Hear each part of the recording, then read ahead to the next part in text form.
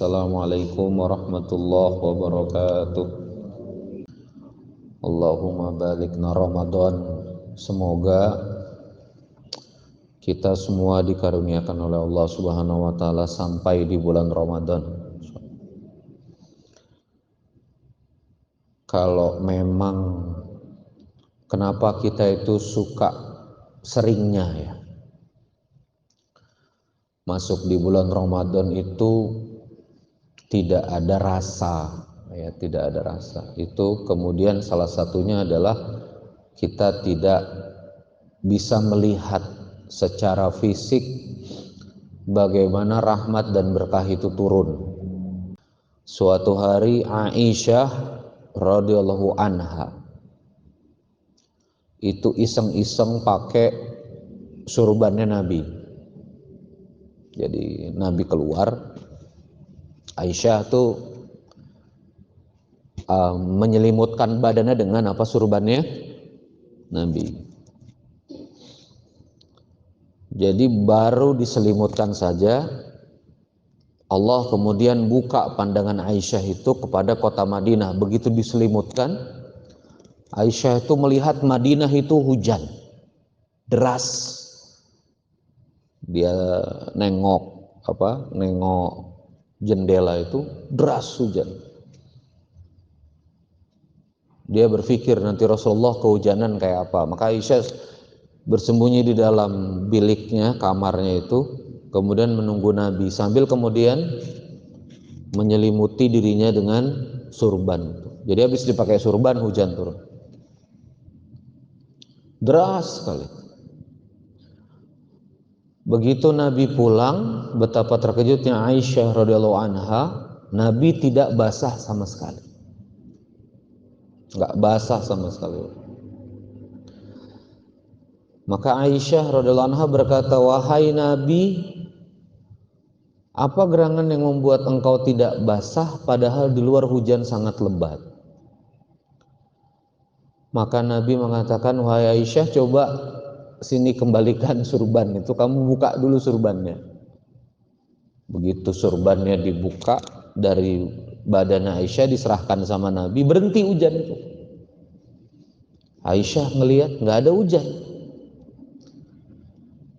Nabi kemudian menyampaikan kepada Aisyah, "Karena engkau memakai apa yang biasa dipakai di kepalaku, Allah buka penglihatanmu, itulah rahmat dan berkah yang turun di kota Madinah."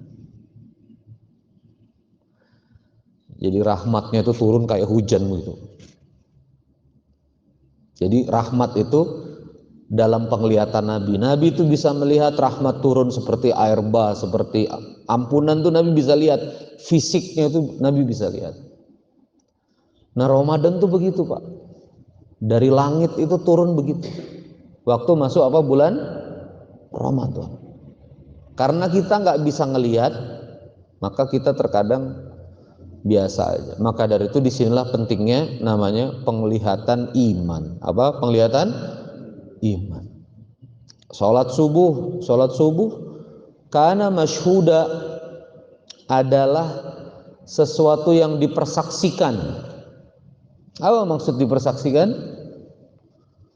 Malaikat shift malam dan malaikat shift pagi. Malam mereka bertugas dari asar sampai subuh, shift pagi bertugas dari subuh sampai asar.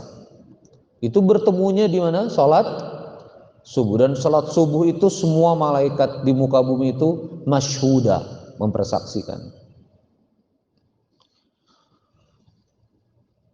Karena kita nggak ngelihat, kita ngerasa sholat subuh itu biasa-biasa saja. Tapi kalau kita tahu dipersaksikan, nah itu beda Pak. Kenapa penting kita harus meyakini dipersaksikan? Bapak Ibu pernah lihat nggak apel konvoi militer yang kemudian presiden berdiri tegap di podium? Pernah lihat? Pernah lihat? Kafile, prok, senjata. Begitu hormat, hormat ke presiden. Betapa bangganya dia. Dilihat siapa? Presiden. Manusia itu, artis tuh gimana artis itu? Makin fansnya banyak, konsernya banyak, makin perform, itu artis. Jadi sebetulnya artis itu hidup di atas kekaguman orang lain. Itu artis. Makin banyak yang melihat, makin makin penting yang lihat, oh artis tuh makin naik. Kebanggaan, proud dirinya. Salat subuh itu siapa yang ngeliatin kita? Siapa yang ngeliatin kita? Allah dan malaikat. Malaikat yang ngeliatin kita. Kenapa penting diliatin malaikat? Karena nanti di yaumul akhirat dia yang nanti akan ketemu sama kita. Nah, itulah pentingnya menjadi seleb di langit. Pentingnya terkenal di langit ketimbang terkenal di muka bumi, itu penting. Karena kalau sudah terkenal di langit itu jadi kekasih Allah, dikenal di langit, maka semua penduduk langit mencintainya dan bahkan batu pun itu mencintainya, ya. Bahkan ada yang nggak kita lihat dan kita tahu kan, ketika bermajelis ilmu, apa hadisnya? Semua penghuni di dalam laut, semua penghuni di dalam laut, semua penghuni di dalam lautan itu mendoakan orang-orang yang ada di majelis ilmu. Bayangin, laut sedalam itu, makhluknya macam-macam tuh mendoakan orang yang ada di majelis ilmu. Karena kita nggak dengar paus ngedoain kita, jadi kita santai aja, ngerasa majelis ilmu ini sesuatu yang biasa. Tapi yang mengerti melihatnya dengan iman itu berbeda. Wa majtama'a qaumun fi baitin min buyutillah, barang siapa yang berkumpul di dalam rumah Allah, yatsluna kitab Allah, membacakan ayat-ayat Allah, wa yatadarasunahu bainahum, kemudian membahasnya, illa nazalat alaihimus sakinah, maka Allah akan turunkan sakinah. Ini kita lagi majelis begini nih, hujan sakinah ke hati kita. Makanya kalau orang udah banyak masalah, hidupnya kacau balau, duduk di majelis nggak pernah, itu pasti sumpek hidupnya. Wa majtama'at qaumun fi baitin min buyutillah, berhimpun dalam rumah Allah, membaca ayat Allah, membahas, illa nazalat alaihimus sakinah, akan diturunkan apa? Sakinah. Wa ghasyiyathumur rahmah, akan dihujani rahmat, akan dihujani kasih sayang. Nah, ini satu ilmu yang kita kadang-kadang lepas nggak paham. Kita itu butuh ampunan dan rahmat dalam satu paket. Coba lihat doanya, Rabbana dzalamna anfusana wa illam taghfir lana wa tarhamna. Rabbana ya Rabb, zalamna anfusana, aku zalimi diriku sendiri, wa illam taghfir lana, kalau engkau enggak ampuni saya, wa tarhamna, enggak menyayangi saya, enggak merahmati saya, lanakunanna minal khasirin, sungguh aku ini orang-orang yang merugi. Ya. Di Quran itu Rabbighfir warham wa anta khairur rahimin, ya Allah ampuni saya, rahmati, sungguh engkau itu sebaik-baiknya yang merahmati. Kenapa? Karena ghafar itu artinya menutup aja. Ini ada mic, saya tutup begini, ini namanya ghafar, hanya ditutup. Ghafar itu Allah menutupi dosa kita, makanya bahasanya menutupi. Kalau diampuni, sama dosa-dosanya dihilangkan, tapi itu baru ditutup sama dihilangkan. Ya, misalnya kita ke bos kita, maaf Pak, saya salah Pak, menyebabkan kerugian di perusahaan. Oke, saya maafkan, saya tutupi kesalahan kamu. Tapi si bos tuh judes saya sama kita. Maka perlu kita minta apa? Dirahmati, disayangi. Kalau disayangi itu oke, ini kesalahan saya tutupin, udah gampang. Ini 10 juta, jangan sedih. Itu. Udah bikin salah dikasih 10 juta, itu berarti disayang. Nah, kita sama Allah itu perlu apa? Perlu apa? Disayang. Ngaji begini, wa ghasyiyatuhumur rahmah. Makanya adab saya sama majelis ya, adab saya sama majelis. Misal zuhur saya sholat misalnya di masjid di jalan, lalu kemudian setelah zuhur itu naik, biasanya teman-teman majelis teman-teman jamaah tabligh bawain fadilah amal di podium. Qala Rasulullah SAW. Itu saya nggak berani Pak pergi. Kenapa? Karena saya tahu begitu saya duduk ada apa? Rahmat. Selama memang saya nggak ada urusan mendesak. Duduk asar, tiba-tiba ada majelis, itu saya nggak kenal ustadznya, kadang nicknya juga nggak jelas. Saya tuh nahan duduk. Kenapa? Karena penglihatan iman. Coba ulangi apa? Penglihatan iman. Nah, kita ini harus banyak melatih penglihatan iman. Dengan apa ngelihat penglihatan iman itu? Dengan ilmu. Dengan apa? Ilmu. Ya. Saya itu kemarin banyak ngaji kitab tentang ruh. Waktu tidur ruh kita naik dan seterusnya. Tadi malam tuh saya tidur itu enggak bagus ya. Enggak sempat wudu. Ya. Biasanya zikir, malah nonton Netflix tadi malam. Dokumenter pesawat hilang gitu-gitu. Baru tidur, tuh mimpinya jelek-jelek. Nah itu namanya penglihatan iman. Nih Kak Ani ini karena nggak wudhu sama nggak witir. Bangun mandi sholat jam 2 jam setengah 3. Tadi tidur sebentar makanya rada terlambat bangunnya. Ya itu namanya penglihatan iman. Ya. Nah kita ini nggak bisa melihat penglihatan iman, itu yang bikin kita nggak beramal soleh. Harus ada penglihatan iman. Pagi hari seperti ini, mamin yaumil ibad, setiap hari, setiap hamba Allah didatangi 2 malaikat. Malaikat yang pertama, Allahumma a'ti munfiqan khalafa. Ya Allah, yang berinfak pagi ini, Allahumma ati munfiqan, yang berinfak hari ini, Allahumma ati munfiqan khalafa, ganti ya Allah. Dan tentunya kalau Allah ganti itu lebih baik daripada apa yang kita perbuat. Wa min akhar, dan malaikat berikutnya yang satunya lagi mendoakan Allahumma ati mumsikan talafa. Ya Allah, yang menahan sedekahnya maka hancurkan hartanya. Itu malaikat. Nah ini penglihatan iman ya.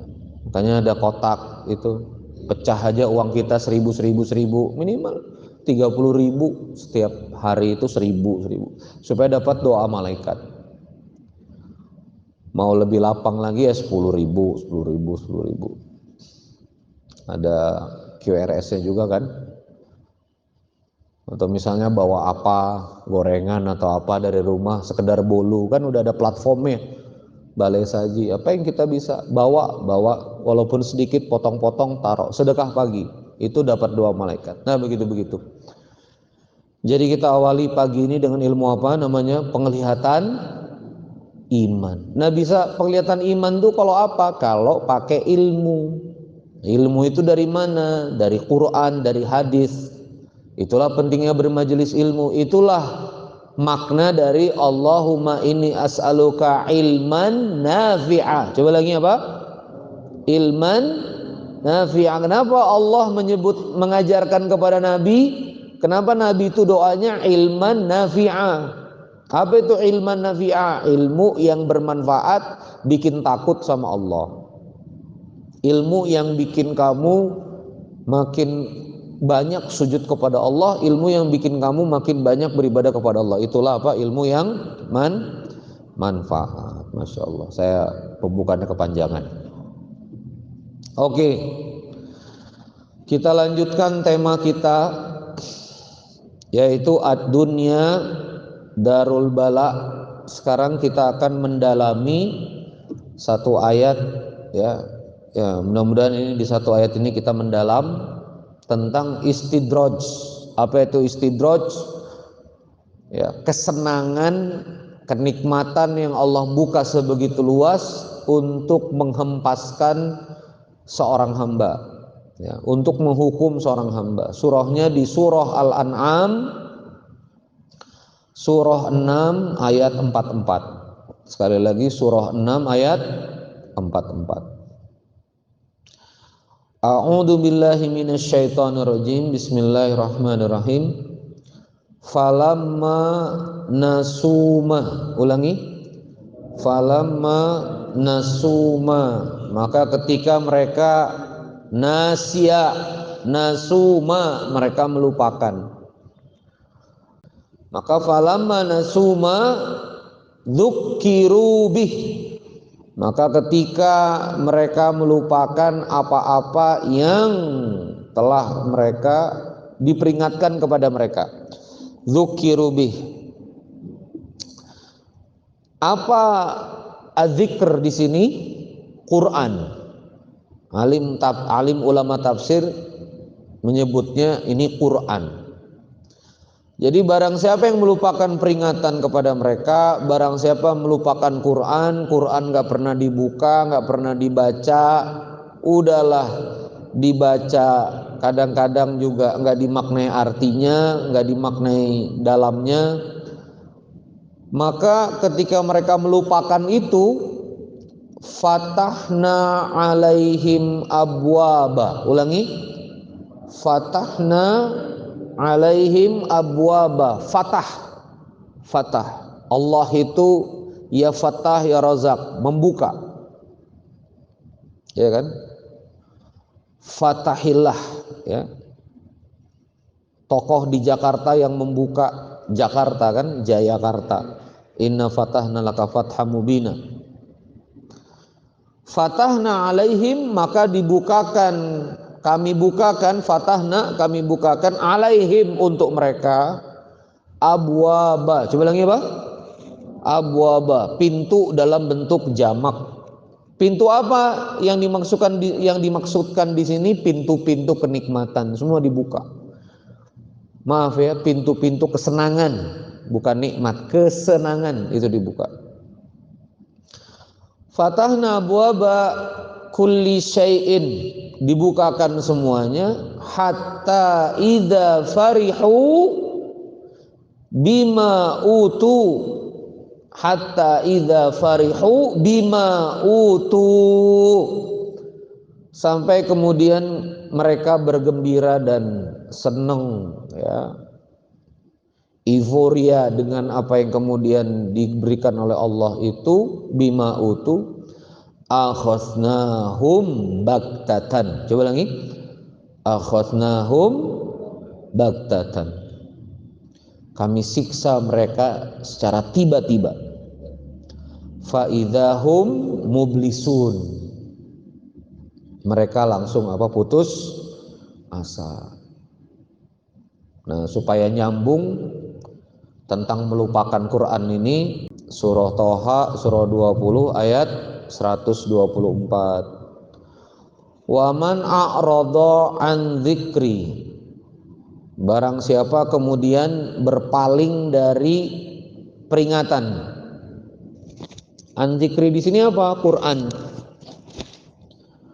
Fa innalahu ma'isyatan donka, maka Allah akan kasih dia penghidupan yang donka, penghidupan yang sempit, keputer-puter aja, ya, sempit, hati sumpek, ya, sama orang nggak lapang, ini salah itu salah, pokoknya gitu, sempit aja. Wa nasyuruhu yaumal qiyamati a'ma, dan akan dikumpulkan nanti di hari kiamat pada keadaan buta. Itu kalau melupakan Quran, berpaling dari Quran. Mudah-mudahan kita semua Majelis Subuh Mahabah ini selamat, karena insya Allah minimal setiap pagi 1 halaman. Setiap pagi apa? 1 halaman. Tunai kita berinteraksi dengan Quran itu setiap pagi 1 halaman. Semoga Allah sayang sama kita. Dan sisanya kita tambah. Syukur-syukur bisa bertambah. Nah, kembali ke surah Al-An'am ayat 44. Jadi ini yang kemudian menjawab sesuatu yang terkadang membuat kita itu bertanya-tanya. Ustadz itu dia pakai riba luar biasa. Saya tahu zinanya luar biasa juga dia. Dengan perempuan gonta-ganti. Maboknya juga luar biasa. Campur sabu juga. Ini uangnya loh Ustaz. Nggak berhenti dia itu uangnya itu. Sogokan dari sini, ini dari sini. Yang begitu kan biasanya uang setan itu. Ya, itu aktivitasnya panas juga. Cepet juga dia. Nah antum kalau ngelihat yang kayak gitu itu harus pakai penglihatan iman. Harus pakai penglihatan apa? Iman. Jangan tiba-tiba antum ngerasa nih Allah gimana, goyang sujud kenapa dia yang kaya gitu. Goyang sujud kenapa mobil dia yang bagus. Dia yang sujud kenapa goyang begini. Ini Allah nih gimana nih ngitungnya nih. Enggak bisa begitu. Quran ngajarin enggak begitu. Karena ukuran kemuliaan dan ukuran ridhonya Allah sama kita itu bukan pada kesenangan-kesenangan yang mengitari kita. Jadi apa Ustadz ukurannya kalau Allah senang sama kita? Hidupmu bahagia, lapang saudaraku. Di situ. Setiap apa ada yang terjadi padamu engkau ridho saudaraku, itu lapang.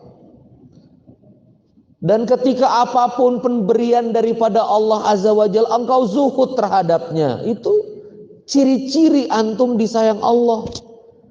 Lapang, cepat maafin orang, nggak ruwet, hayyin.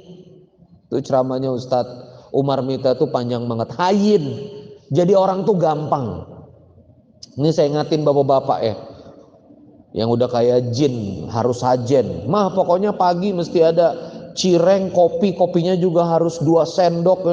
Panasnya juga harus 65 derajat. Ini suami apa? Nabi itu kalau sarapan hal indakum. Sorry Pak Agung ya, aku tidak mengkritikmu ya. Nabi itu kan kalau misalnya minta sarapan kan hal indakum, kamu tuh ada apa di sisimu itu. Mama saya, istri saya tahu tuh saya nggak pernah ruwet. Makan ganjel roti ya roti, ganjel nugget ya nugget. Nggak pernah ruwet saya. Tidur di mana geletak ya geletak. Ya nggak boleh Pak kita itu. Itu namanya hayyin. Nah, mudah-mudahan dengan kita itu hayyin, itu ciri-ciri Allah sayang sama kita sudah. Karena kita lihat di sini yang melupakan Allah itu memang begitu Pak. Fatahna abwab. Coba lagi. Fatahna abwab. Maka kalau kita lihat teman kita dugem, diskotik, uangnya hebat, berhambur, berlimpah, tiba-tiba Allah azab, itu Allah sayang. Pepet itu dia. Tiba-tiba Allah ambil semuanya, demi Allah sayang, karena dia nggak mau hambanya itu mati su'ul khotimah. Ini kalau diterusin nih bisa mati overdosis. Udah mati overdosis gimana Pak? Dikubur tuh nggak bisa balik lagi, tapi di dunia tuh masih bisa taubat. Maka dihabisin sama Allah perasaannya, jiwanya. Nah ini kadang-kadang teman-teman kita di dunia malam itu sebetulnya sumpek juga dia, capek juga dia, senang, ketawa, habis mabok, pusing. Ya kan, pulang digotong muntah-muntah. Banyak kan di reels kan. Ini kelakuan temen lu nih, cewek digeret. Pakai kursi roda keluar dari pub, muntah-muntah di WC. Itu banyak di reels di Instagram, kelakuan keluarnya nggak bahagia-bahagia juga. Jadi teman-teman sekalian yang dirahmati Allah Subhanahu wa taala, itulah kita makanya mesti bersyukur ketika Allah Subhanahu wa taala memberikan kepada kita takdir yang kita dekat dengan Allah, karena dan ini itu tipe Pak ya. Dan itu tipe saya menemukan hampir di semua perjalanan dakwah saya. Orang kalau lagi jaya Pak, jauh sama Allah, susah banget nasehatinnya. Bener? Akhi sholat akhi. Alah, antum aja lebih miskin dari aneh. Aneh nggak sholat subuh, Allah sayang sama aneh katanya. Aneh kaya susah. Tapi coba lihat yang saya sekarang bikin majelis, ya, beberapa majelis khusus teman-teman pengusaha itu. Ya, kemarin yang merapat-merapat itu Ustaz, dulu saya catering saya jaya, saya sekarang habis pandemi tiba-tiba hilang begitu aja Ustaz. Aduh. Itu ngasih taunya enak gitu. Qala Allah Ta'ala fi kitabil karim, qala Rasulullah sallallahu alaihi wasallam. Matanya berlinangan air mata, wajahnya siap mendengar. Enak banget tuh nyikatnya. Nah, jadi sebagai dai juga kesadaran saya begitu. Nah, inilah jawabannya kenapa dai nggak boleh bukan nggak boleh, bahkan jangan cuma cari orang kaya, orang jaya, karena dakwahmu bukan di situ. Dai itu emang dengerin orang susah, orang bermasalah, itu emang tugasnya dai. Kalau dai mau ketemu orang kaya aja, dai cuma mau ngurusin orang senang aja, kayak gitu kita perlu pertanyakan gitu loh, dakwahnya ini kemana? Karena nggak masuk Pak. Nasihatin orang lagi jaya, ya nggak semua ya, ada yang hatinya baik. Tapi masuk itu ketika memang diremukkan itu hatinya. Nah, makanya di sini jangan sampai kita tuh istidraj, dibukakan semua pintu kesenangan sampai kemudian kita bahagia, lalu kemudian kita dihabisi. Maka dari itu termometer imannya mesti nyala terus. Coba lagi ya Pak, termometer iman. Apa tuh termometer iman? Ini saya dapat nikmat begini, witir saya hilang nggak? Saya dapat nikmat begini, wudhu sebelum tidur saya hilang nggak? Kalau hilang, nah ini istidraj. Ini apa? Istidraj. Sekarang bagus bisa duduk subuh sampai syuruk. Begitu naik jadi manajer, begitu naik pegang project, habis subuh loncat dia ke laptop. Afwan Ustaz Randy udah beda nih, kalau kemarin sih punya banyak waktu ya, Afwan nih sekarang banyak project Ustaz. Ini 50-60 juta. Istidraj, udah nggak bisa ngaji lagi, nggak bisa zikir lagi, nggak bisa nunggu sampai syuruk. Harus berani Pak, harus berani. Pemain bola tuh nggak megang HP 2 jam hidupnya baik-baik aja, bener nggak? Kita nggak pegang HP, gelisah, mana HP, update. Gimana? Harus berani kita punya amalan untuk Allah sampai syuruk. Nah, kita bertahan sampai syuruk. Begitu sudah syuruk, ayo kejar duniamu. Tolhah Zubair bin Awam tuh begitu. Habis syuruk buka toko, langsung syuruk jebret jualan. Hebatnya sahabat itu gitu. Nahan diri sampai syuruk, zikir, dengerin Nabi, selesai itu ngegas. Dan mereka cuma bisnis sampai zuhur, sampai asar, malam istirahat. Kaya raya luar biasa. Allah bukakan semua dunia kepada mereka itu ya. Nah, maka itu teman-teman sekalian yang dirahmati oleh Allah Subhanahu wa taala, jangan sampai kita masuk dalam zona istidraj ya. Maka kita bersyukur kalau misalnya jalan hidup kita ini nggak baik-baik aja dan kita makin takwa sama Allah. Jadi apa ukuran hidup baik itu? Makin dekat dengan Allah, makin takwa kepada Allah. Maka nanti kalau misalnya tipe kita dikasih nikmat tambah taat, dikasih kemudahan tambah taat, dikasih naik warafa'na laka dzikrok itu kemudian tambah merapat kepada Allah. Nah, ini berarti hamba Allah jalur nikmat, mudah-mudahan. Maka Allah akan sayang sama kita karena Allah itu menyayangi kita lebih daripada kita menyayangi diri kita sendiri. Kita mesti punya alarm. Ya, hari ini kurang banyak zikir kepada Allah. Ya harus stop, jeda dalam kehidupan tuh untuk kemudian zikir kepada Allah pelan-pelan. Saya kira begitu ya. Alhamdulillahirabbil alamin. Wassalamualaikum warahmatullahi wabarakatuh.